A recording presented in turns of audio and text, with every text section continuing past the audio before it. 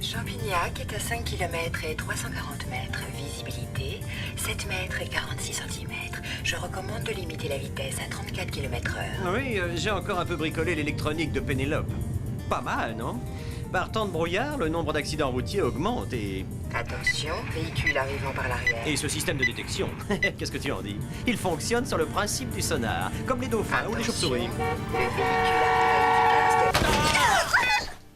Collision sur pare-choc arrière. Collision Tonnerre, sur quel est le pare-choc chauffard? arrière. Ah, je t'en prie, Pénélope, arrête ce vacarme! Ne t'en fais pas, Pénélope. Je ne pense pas qu'il y ait trop de bobos.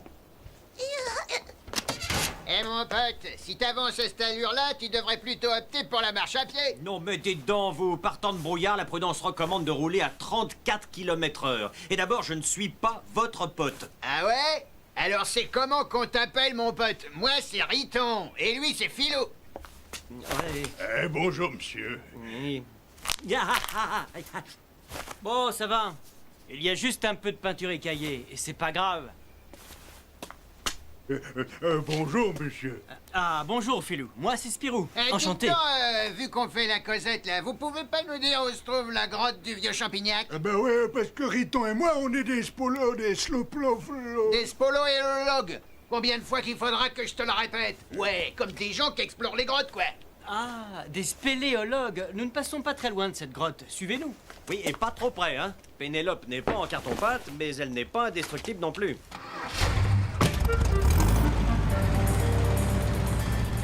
Dans le genre spéléologue, ils m'ont pas l'air vétérans, ces gars-là. Spéléologue, tu parles. Je suis sûr qu'ils se perdraient dans leur propre cave.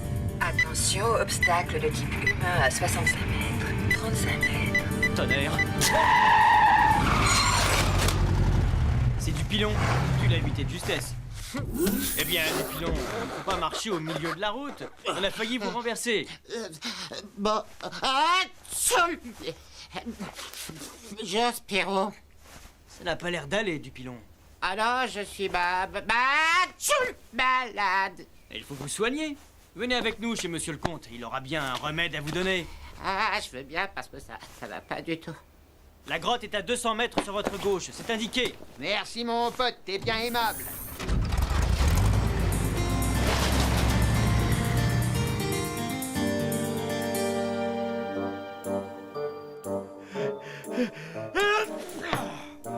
Oh, sapristi, quelle grippe! Un vigoureux virus cette année, mais, oh, sabre de bois, il ne me résistera pas. La prudence recommande une expérimentation préalable. Voyons, une infime dose de ces virus de culture, et hop! Et voilà notre pauvre champignon malade de la grippe, mais rassure-toi, petit champignon, pas pour longtemps. Ce nouveau remède de mon invention va te guérir. Ah, sac à papier. Arrête. Eh bien, mon cher Pacoum, il faudra te contenter pour le moment de ce paragripomol vendu dans toutes les bonnes pharmacies. Ce n'est guère efficace. Et peu agréable au palais, mais ça ne peut pas faire de mal. Oh. Et pourquoi pas? Ça ne peut pas non plus te faire de mal.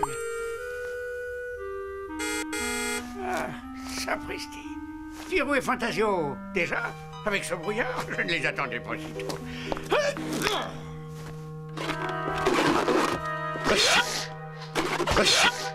Ah, nous avons trouvé du pilon sur la route, Monsieur le Comte. Le pauvre tient une bonne grippe.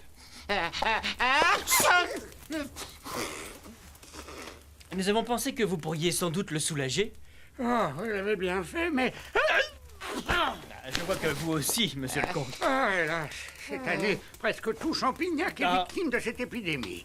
Oui, sûr que je l'attrape avant la fin de cette histoire. Mon cher Dupilon, je n'ai à vous offrir qu'un peu de banal paragripomol. Oh! Sabre de bois! Spirou! Fantasio, venez vite! Voyez cette horreur, mes amis! Oh! C'est quoi Oh, quelle odeur! Un innocent champignon victime d'une de mes expériences malheureuses. Oh, Pacôme, quand renonceras-tu à jouer les apprentis sorciers? Ne laissons pas ça ici. Emmenons-le dans le laboratoire. Bon, vraiment, mais quelle puanteur! Ah, si les virus avaient de l'odorat, sûr que ça les tuerait. Je vais vous ouvrir le laboratoire. Et moi, on m'a oublié. Je suis pas malade, moi. Je veux mon comprimé de grippe bobole. Mais où qu'ils sont tous passés? Ah, le barin grippe-bobole.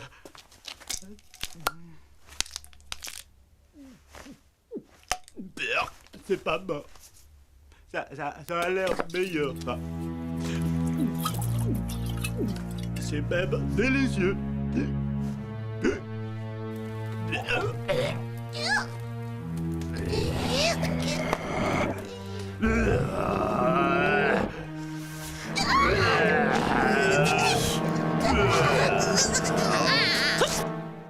Je ne comprends pas. Mon sérum anti-grippe est certes un échec, mais il ne peut être à l'origine de cette... De cette monstruosité balodorante. Eh bien, Spip, que se passe-t-il? Tonnerre! Nom de nom! Sac à papier. Mes petits voisins sont encore passés par là avec leur lance-pierre. Dites-moi, monsieur le comte, vos petits voisins tirent au lance-pierre ou au bazooka? Sabre de bois, vous avez raison, Fantasio. Mais alors, comment est-ce arrivé? Dupilon a peut-être vu quelque chose. Dupilon! Oh, hé, Dupilon! Tiens, il ne répond pas, c'est étrange. Rentrons, mes amis, allons voir ça de plus près. Bon, le brouillard, un disparu, un mystère. Voilà une affaire pour Sherlock Fantasio. Pas vrai, Spip?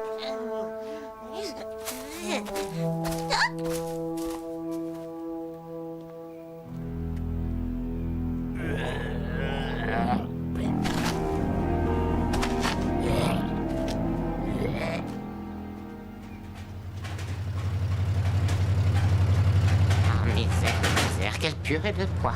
Prudence, mon cher déplumier, prudence.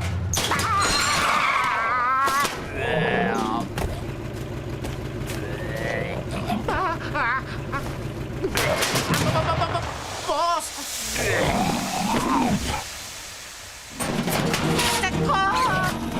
À l'aide! Monstre vert!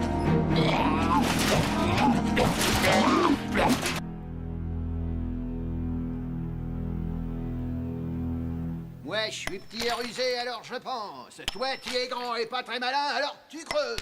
C'est comme ça, c'est scientifique. C'est formidable, la science, Riton. La spolologie, c'est aussi de la science, hein, Riton? Ouais, Filou, c'est de la science. Alors, nous, on est des scientifistes. Mais non, Philo, nous, on est des gangsters. Quoique, t'as pas tort, Philo. On est des gangsters, mais on est des gangsters scientifiques. Tu vois, c'est là que nous sommes. Et juste derrière cette maudite roche, c'est la chambre forte de la toute nouvelle banque de Champignac.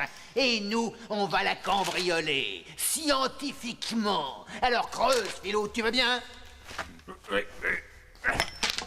Et gangster, ça fait pas beau. Mais si tu me dis qu'on était gangsters scientifistes, alors là, évidemment...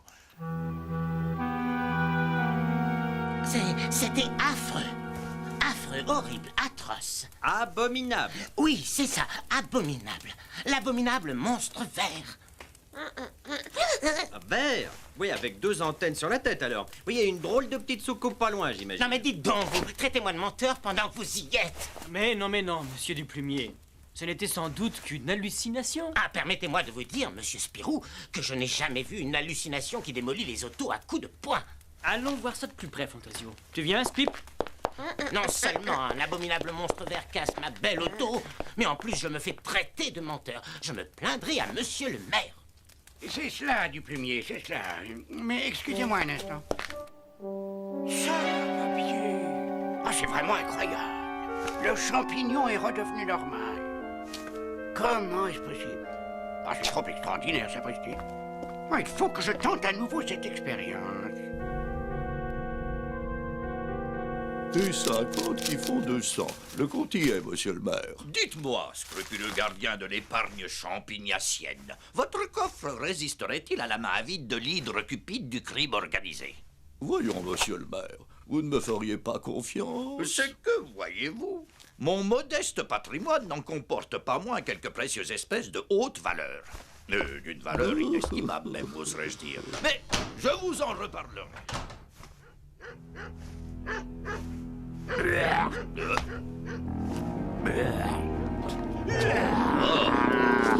Au nom de la loi! Hein?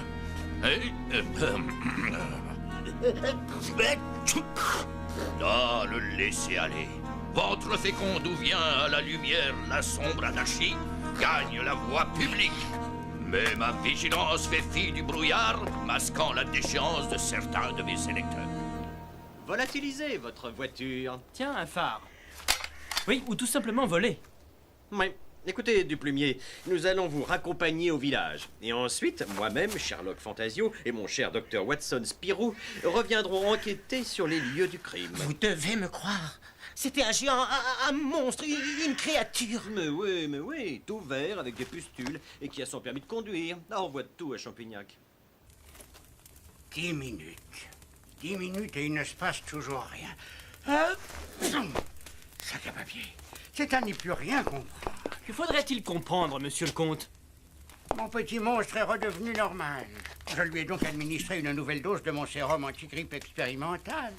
Mais il ne se passe rien. Rien du tout. Essayez donc le paragripomol, monsieur le comte. Je sais que ce n'est guère efficace, mais... Justement, Fantasio, du paragripo. Sabre de bois! Le paragripomol! Mais bien sûr, le paragripomol! Et si vous nous expliquiez, monsieur le comte?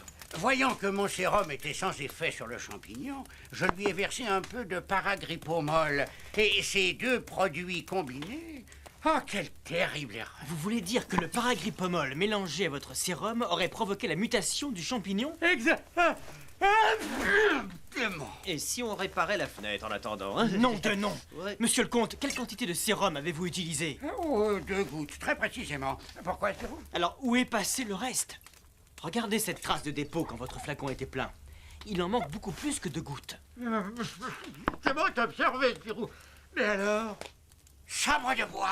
Dupilon, la vitre brisée, le monstre vert de Duplumier. C'était Dupilon. Il a bu du sérum et pris un comprimé de paragripomol. Il faut le retrouver, et vite! Hé, Heureusement que j'ai conservé mon vélomoteur. Maintenant que je n'ai plus d'auto, il me sera bien utile. Ne traînons pas dans les rues. Car j'en suis sûr, ce monstre vert n'était pas une hallucination. Tu bafoues tout de même. Même s'il n'est pas très efficace, le paragripomol ne peut pas vous faire de mal, monsieur Dupilon. Mais je vous conseille surtout de mieux vous couvrir.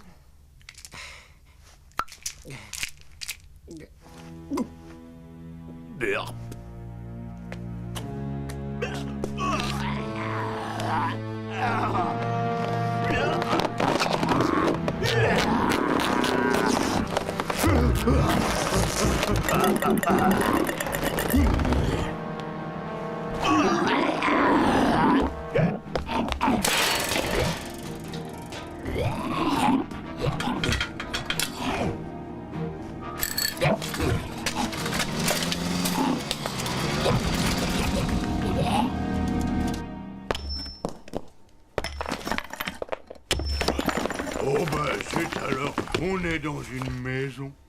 Mais non, Philo. On est dans la caverne au trésor. On est dans la banque. Va chercher le chalumeau. À moi les belles économies des petits épargnants de Champignac. un Dupilon tout vert et plein de pustules, ça c'est un scoop.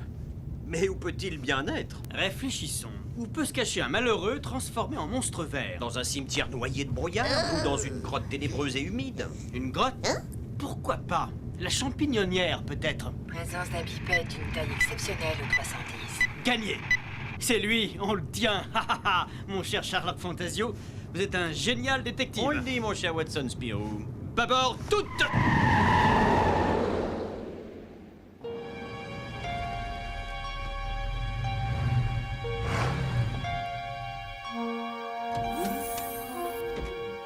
reste là, Spip. Si tu vois quelque chose, eh bien, tu klaxonnes. Séparons-nous, Fantasio. Et n'oublie pas, il ne s'agit que de Dupilon. Dupilon, oui, rien que ce brave Dupilon. Hein. Dupilon, je veux bien, mais un Dupilon capable de démolir une voiture d'un seul coup de poing.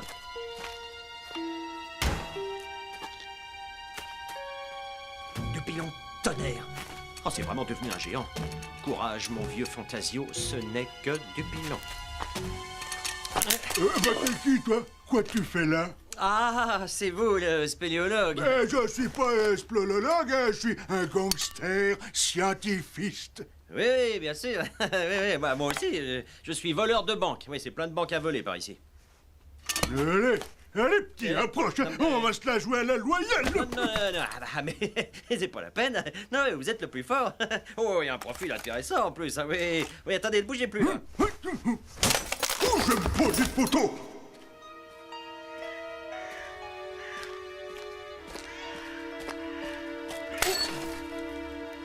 Un cyclotouriste par ce temps, ça m'étonnerait quand même.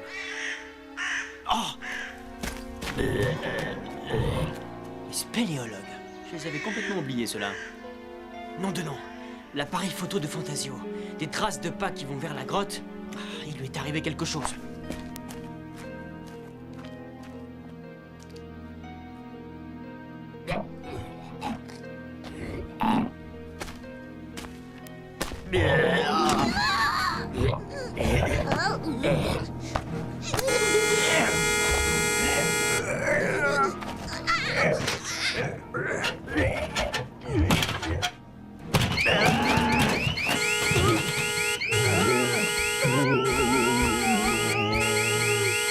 Agression terminée. Aucun dégât important à signaler. Autorisation de sortie accordée.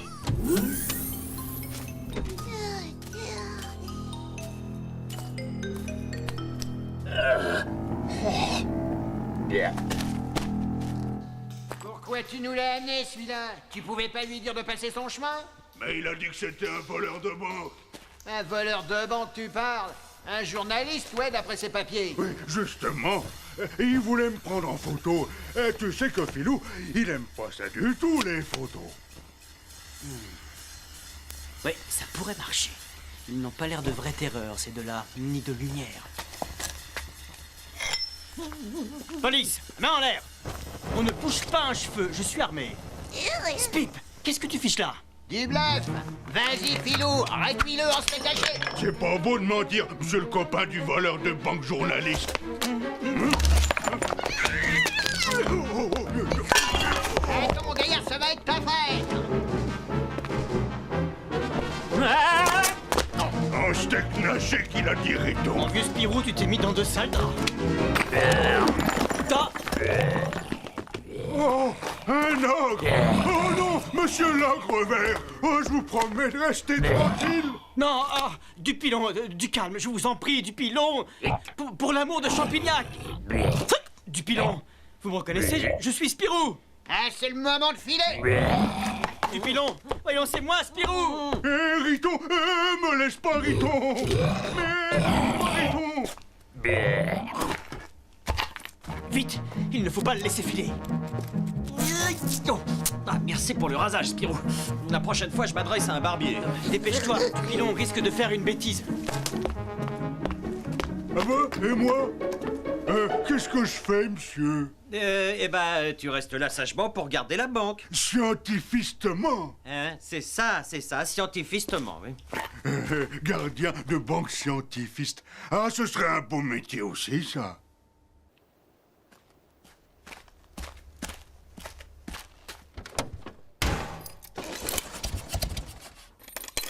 Bon sang, tu vas démarrer, sacré mécanique!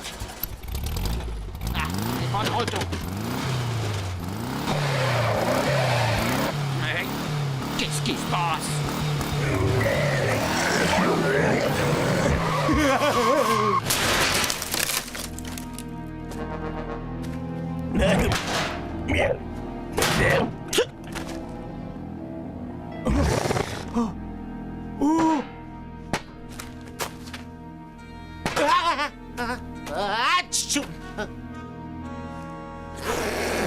je vois un truc de cirque, hein. Tu vas voir un peu le clown. À ta place, je n'essaierai pas de voir quoi que ce soit, mon cher Riton. Notre copain, ce n'est pas un clown, c'est un mutant. Un mutant qui peut redevenir n'importe quand très très méchant. Et toi, il te manque un peu de verre sur les joues pour faire le poids. Je vais lui dire à Riton. En prison, je vais apprendre à être un gardien de banque scientifiste. À moins que j'apprenne la spolologie.